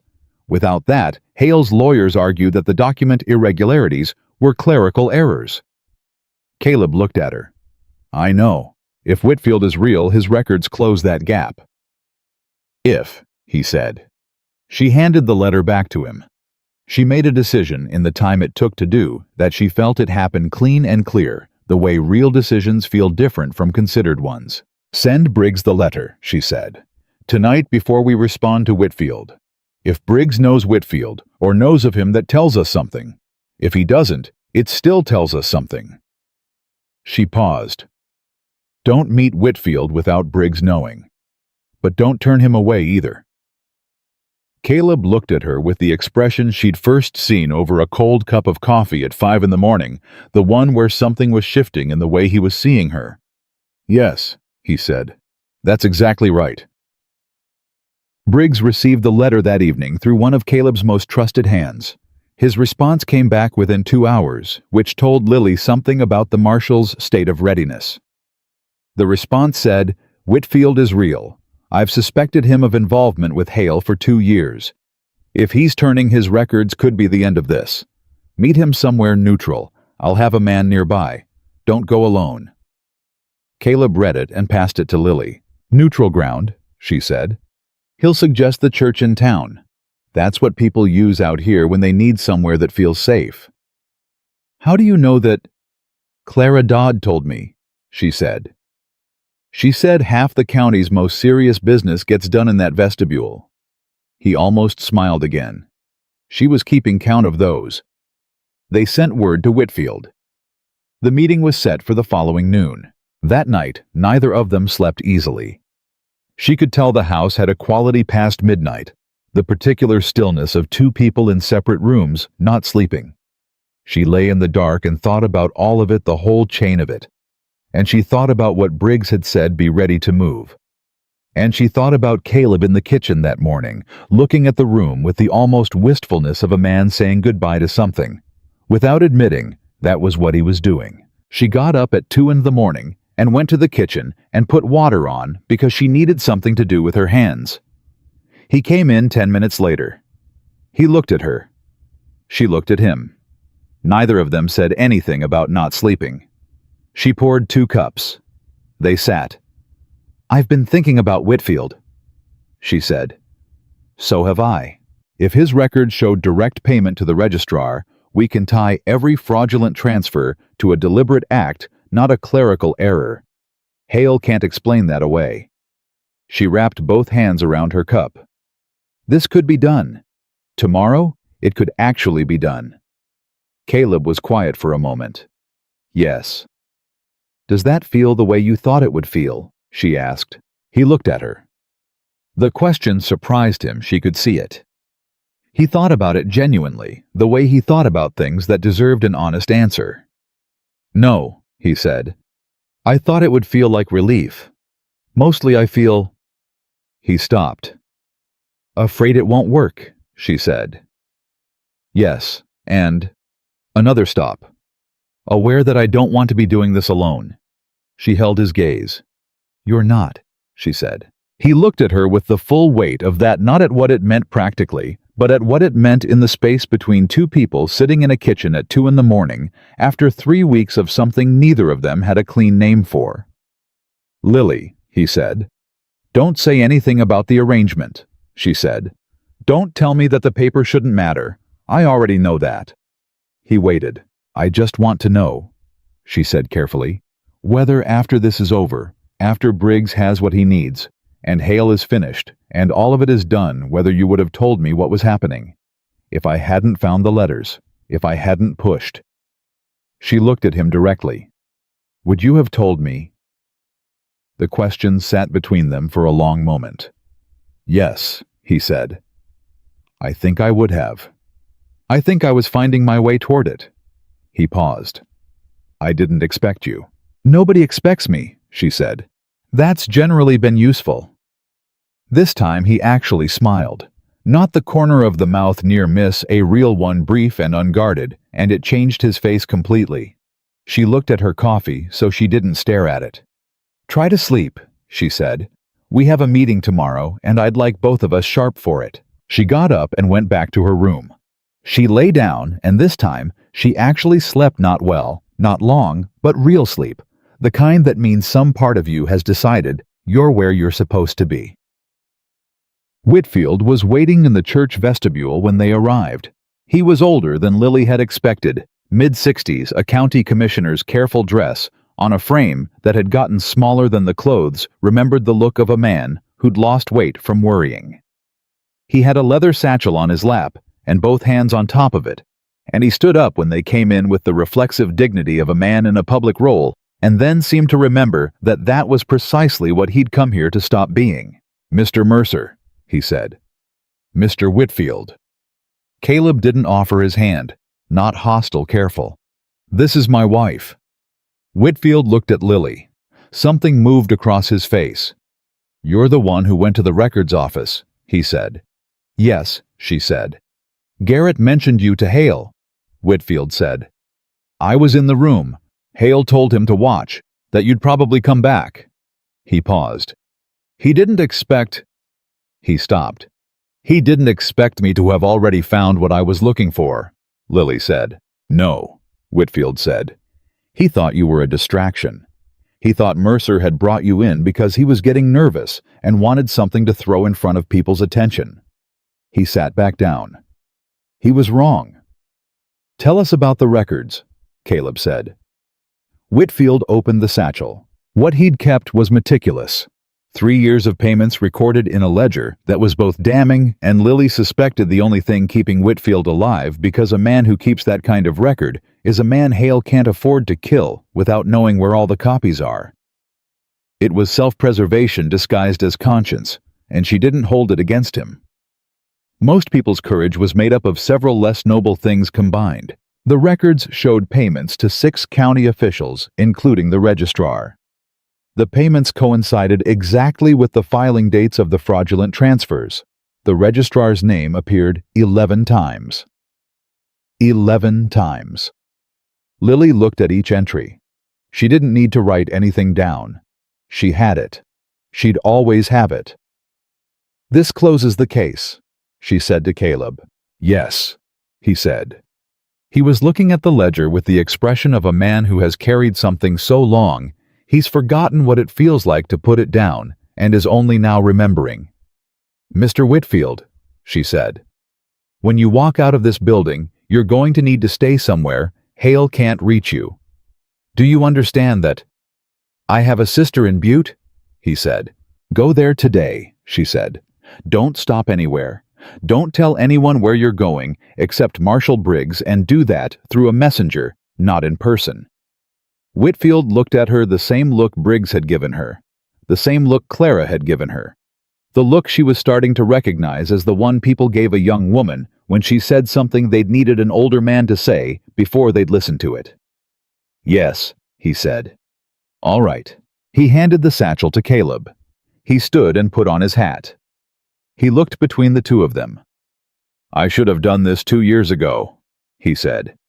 I want you to know I know that. You're doing it now, Lily said. That's what counts today. He nodded.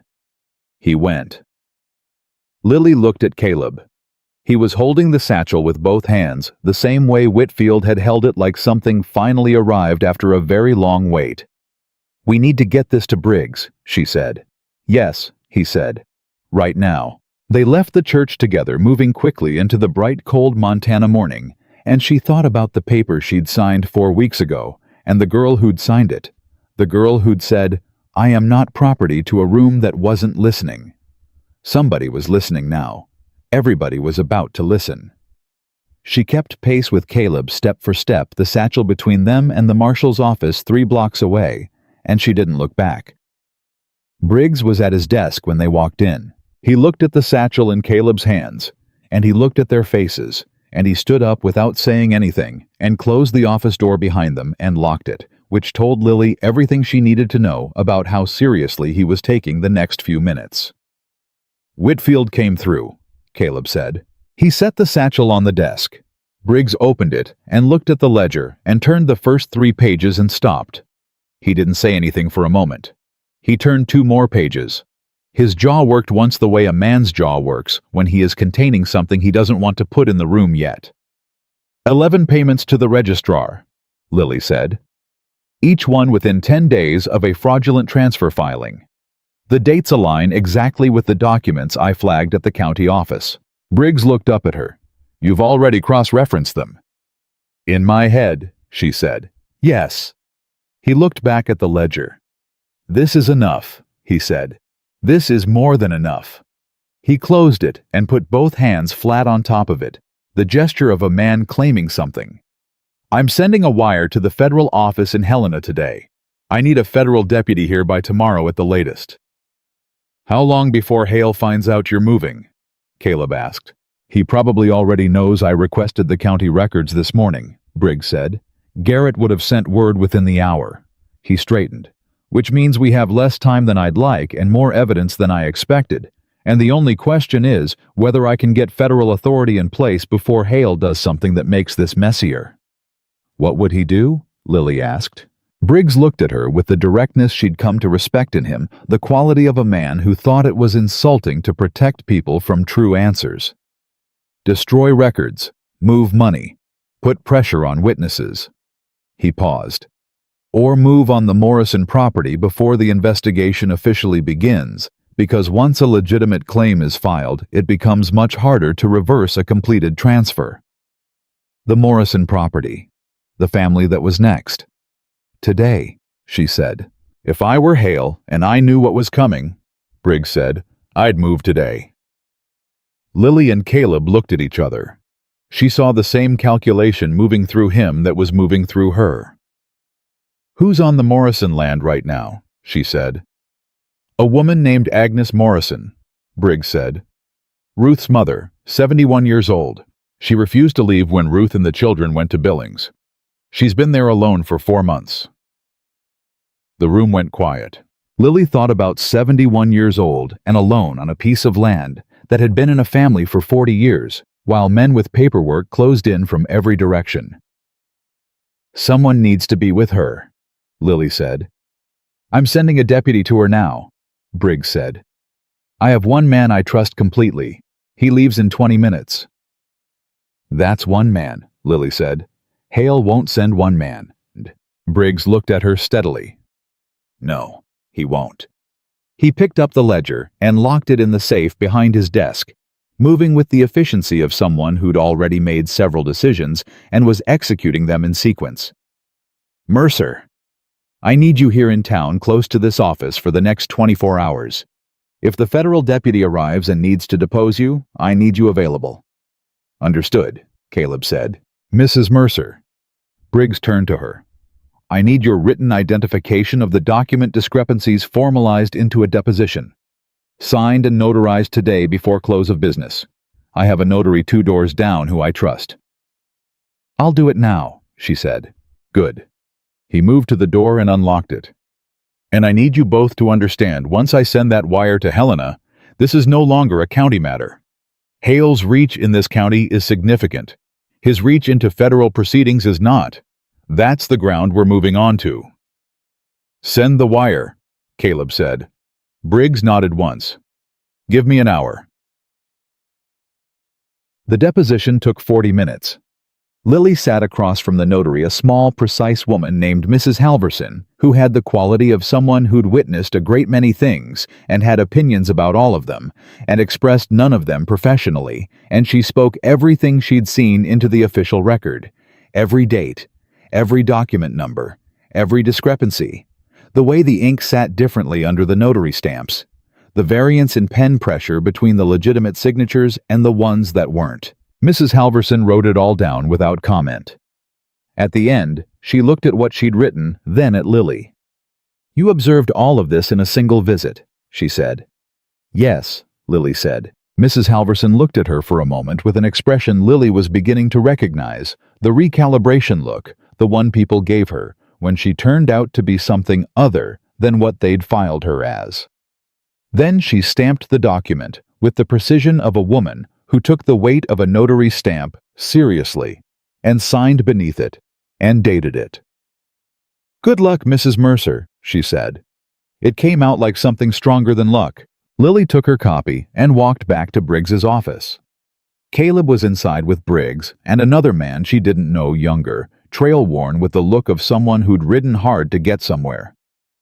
"Deputy Crane," Briggs said when she came in. "He rode in from the Helena office this morning. I sent the wire yesterday evening when I left your place." Lily looked at Briggs. "You sent it before we brought you Whitfield's records. What you told me Tuesday night was sufficient," he said. "Whitfield's records make it definitive, but sufficient was enough to start moving." She handed him the deposition. He looked at it and passed it to Deputy Crane, who read it with the focused attention of someone building a picture in real time. "The signature discrepancies," Crane said. "You can testify to these." "Yes," Lily said. "Under oath in any proceeding at any time." Crane looked at her. He was young for a federal deputy, maybe 30, with serious eyes, and the measured manner of someone who'd learned early that you gathered information before you formed opinions. "How long have you been in this county, Mrs. Mercer?" 4 weeks, she said. Crane said nothing. His expression, though, asked the question his professionalism kept him from asking out loud. "She found in 4 weeks what I couldn't prove in 2 years, Briggs said, which was more than Lily expected him to say, and which she recognized as its own form of testimony. Crane looked back at his documents. "All right," he said. "Here's where we are.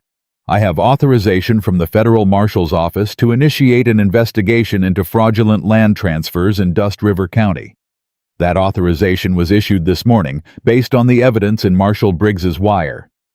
He set the papers on the desk and faced them both. "I need to move on the county records office today before Garrett removes or destroys anything. I need a witness present when I do, someone who can identify specific documents as matching what they previously observed." He looked at Lily. "Me," she said. "If you're willing," he said. "I'm willing," she said. "When?"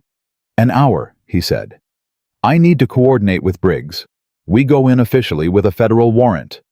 Garrett can't refuse entry, and he can't remove anything in our presence." He paused. "But the moment we walk through that door, everyone in this county who's on Hale's payroll is going to know what's happening." "What about Agnes Morrison?" Lily said. Crane and Briggs exchanged a look. "Briggs's deputy is already en route," Crane said. "One deputy," she said. "Mrs. Mercer." "I'm not questioning the decision," she said. "I'm stating a fact. One deputy and a 71-year-old woman and 40 years of her family's land. If Hale sends men there today, one deputy is not enough." She looked at Briggs. "Is there anyone else you can send?" Briggs's jaw tightened in the way she'd learned meant he was confronting a gap between what he had and what he needed. "I have 2 other deputies. One is in Billings. One—" He stopped. "One what?" she said. "One I'm not certain about," he said quietly. The room went very still. "You think he's on Hale's payroll?" Caleb said. "I think it's possible," Briggs said. "I haven't been able to confirm it. I've been keeping him away from anything sensitive." Lily thought fast. "The families who gave testimony," she said to Caleb. "The ones closest to Morrison's land." "Could any of them?" "Hendricks," Caleb said immediately. "He's 3 miles from the Morrison property. He lost his own water rights 2 years ago, and he's been waiting for something to do about it ever since." "Would he go?" she said. "If I ask him?" Caleb said he'd go in 10 minutes. She looked at Briggs. He looked at Caleb. The decision moved between the 3 of them in the span of a breath. "Go," Briggs said to Caleb. "Get Hendricks to the Morrison place. Now, before we move on the records office. If Hale is going to react, he reacts there first." Caleb was already at the door. He stopped and looked back at Lily. The look was quick, but it held everything they hadn't said in the kitchen at 2 in the morning. Everything that had accumulated across 4 weeks of cold coffee and locked desks and night visitors, and a girl who'd sat down in a barn with a fallen letter and changed what was possible. "Be careful," she said. "You too," he said.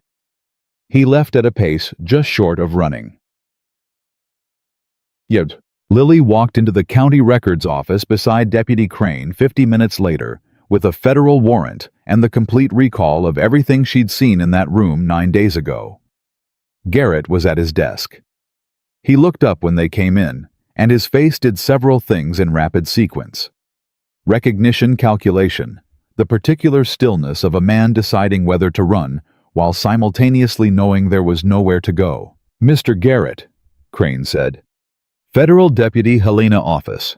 I have a warrant to examine all land transfer and water rights filings from January 1870 to present. You're required to provide full access. You may not remove, copy, or alter any document during this examination." Garrett stood up slowly. He was looking at Lily, not at Crane, at Lily. The small, careful eyes weren't careful now. They were something else. "You came back," he said. "I did," she said. "You're going to want to sit down," Crane said to Garrett. "This is going to take a while." It took 3 hours.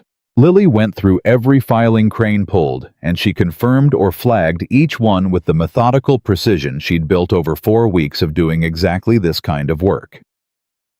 She found 6 additional discrepancies beyond the 4 she'd originally documented, 6 more transfers, where the signatures didn't match, where the notary stamps had been added after the fact, where the dates didn't align with the records of who had been present. Crane documented everything. He was thorough in the way of someone who understood that this paperwork was going to survive court challenges from lawyers whose entire profession was finding the gaps in exactly this kind of work. Garrett sat in the corner of the room for the entire 3 hours. He didn't speak. At some point, he put his head in his hands, and Lily looked at him once, and then looked away, because she didn't have anything to give him, and she wasn't going to pretend she did. When they finished, Crane sealed the flagged documents in a leather case he'd brought for exactly this purpose. He turned to Garrett. "I need you to come with me to the marshal's office," he said. "You can come voluntarily, or I can make it formal. Your choice." Garrett looked up. His face had the quality of a man who'd known this was coming, and had thought he had more time. "I'll come," he said quietly. They were halfway back to Briggs's office when Lily heard the horse. Fast. Too fast for town. She and Crane both turned at the same moment, and the rider was one of Briggs's men, the deputy she hadn't met. Not the one Briggs was uncertain about, the other one pulling up hard and leaning down. "Morrison property," he said out of breath. "Hale sent 4 men. They got there an hour ago with transfer papers. They're saying the land is already signed over, and they have legal authority to remove the occupant." Lily felt something drop through her chest. "Is Agnes Morrison still on the property?" she said. "She was when the message left," he said. "She's refusing to go. Briggs's deputy is holding them off, but—" "Is Caleb there?" she said. "Got there 20 minutes ago with Hendricks and 2 others, the deputy said. "That's why there's still something to hold off." She looked at Crane. "The transfer papers they're carrying," she said. "They're fraudulent. I can identify them as fraudulent. The signatures the notary stamps, if someone's produced new documents in the last 48 hours, they've used the same method, and I will recognize it." Crane was already moving. "Can you ride?" "Yes," she said. "Then let's go." Agnes Morrison was not what Lily had expected, though she'd stopped being surprised by that particular feeling. She was small and white-haired, and she was standing on her own front steps with the posture of a woman who had been standing on those steps for 40 years and intended to keep doing it. And she had a look on her face that Lily recognized in the way you recognize something in yourself that you didn't know had a name. Hale's 4 men were at the fence line. They'd stopped there because Caleb was on one side of them, and Hendricks and 2 other men, Lily didn't know, were on the other, and the geometry of the situation had not resolved in a way that was comfortable for anyone. Crane rode in with the authority of a federal badge, and the situation changed immediately. Two of Hale's men looked at each other with the expression of men recalculating whether what they were being paid was worth what was happening. "Federal deputy," Crane said. "I need to see the transfer documents you're carrying."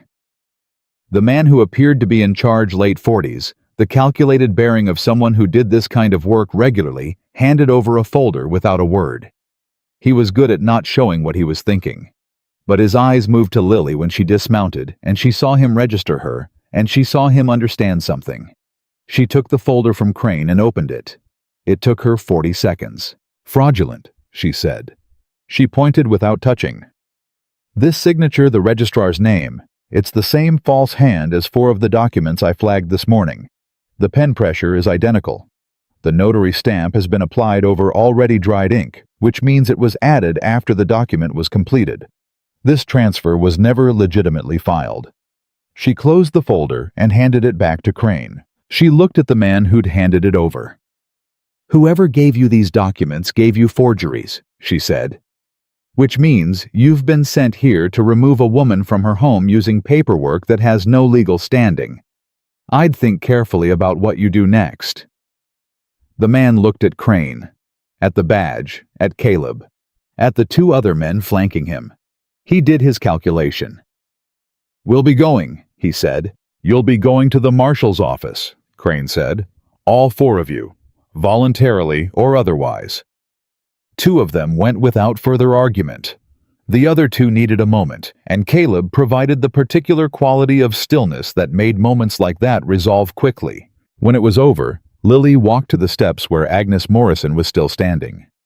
The old woman looked at her with eyes that were clear and dry, not because she wasn't feeling anything, but because she was feeling too much of everything at once, and had learned long ago that crying was for later when the immediate thing was finished.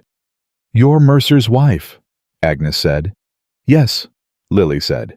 "Ruth wrote to me about him," Agnes said. "She said she hoped someone was trying." She paused. "Are you the one who's been doing the trying?" Lily thought about how to answer that honestly. "We both have been," she said.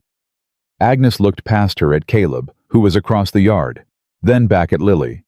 "He's a good man," she said. "I wasn't sure for a long time, but a good man doesn't send people to stand next to an old woman when it gets dangerous. He comes himself." Lily looked at Caleb. He was talking to Hendricks something low and serious, but he was watching the steps without appearing to watch them. "No," she said. "He doesn't." Agnes reached out and put her dry, thin hand over Lily's. She didn't say anything else. She didn't need to. Victor Hale was arrested the following morning. Not in his office, not with ceremony. Crane and Briggs went to his house at 6 in the morning, which was the deliberate choice of men who understood that timing was its own kind of statement. Hale had a lawyer present within the hour, which meant he'd been expecting it, which meant he'd known since the previous afternoon, and had spent the night preparing rather than running. He was smarter than he was brave. Lily noted that and set it aside as useful information about the kind of man he was. She wasn't there for the arrest. She heard about it from Briggs afterward in his office with Caleb beside her, and the full case spread across the desk between them like something finally at rest after a very long journey. "His lawyers are going to fight it," Briggs said. "Federal proceedings take time. He'll claim he didn't know the documents were fraudulent. He'll blame Garrett and Whitfield and the registrar and everyone else." "Will it work?" Lily asked. "No," Crane said from the corner. He'd stayed through the night. He looked tired in the way of someone who didn't care that they were tired. "Not with what we have. The ledger alone ties him directly to the payments. The fraudulent transfers tie the payments to specific outcomes. Your testimony ties the document production to the same method across 6 years." He looked at Lily. "You're going to be deposed formally within the week, and I expect you'll be called to testify in the federal proceeding." "I'll be there," she said. "Both of you will," he said. Briggs leaned back in his chair and looked at the ceiling for a moment, with the expression of a man setting something down that he's been carrying long enough to have forgotten what his shoulders felt like without it. "The county registrar turned himself in this morning," he said. "An hour before we went to Hale. He has his own ledger. Turns out Whitfield wasn't the only one keeping records for protection. Good, Lily said. That's good. The water rights, Caleb said. The ones that were illegally transferred. How long before they can be challenged? Federal proceeding establishes the fraud first, Crane said. Once that's on record, the civil challenges follow.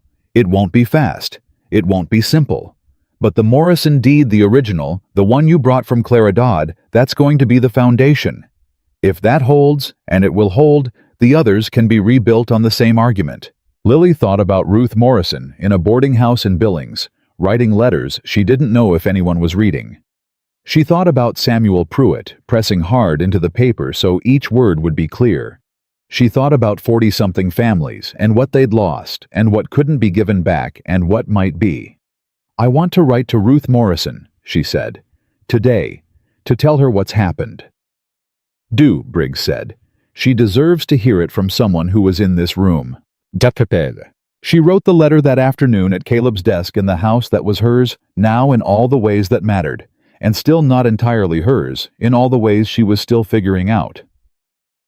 She wrote carefully the way she wrote everything honestly, without promising more than she could promise, without softening what was hard. She told Ruth that the deed was safe, that it had been used, that the people who'd taken her land had been named and would be held to account. She told her it wasn't over, and it wasn't going to be fast, and there were no guarantees, except that people who knew what had happened were not going to let it go. She told her that an old woman had stood on the steps of a house and refused to move, and that it had mattered. She didn't tell Ruth about herself, about the paper she'd signed, or how she'd come to be in this county. That wasn't Ruth's story to carry. Ruth had enough to carry. She signed it Lily Mercer and sealed it, and she sat for a moment with it in her hands. Caleb came in while she was sitting there. He looked at the letter and at her face, and he pulled out the chair beside her,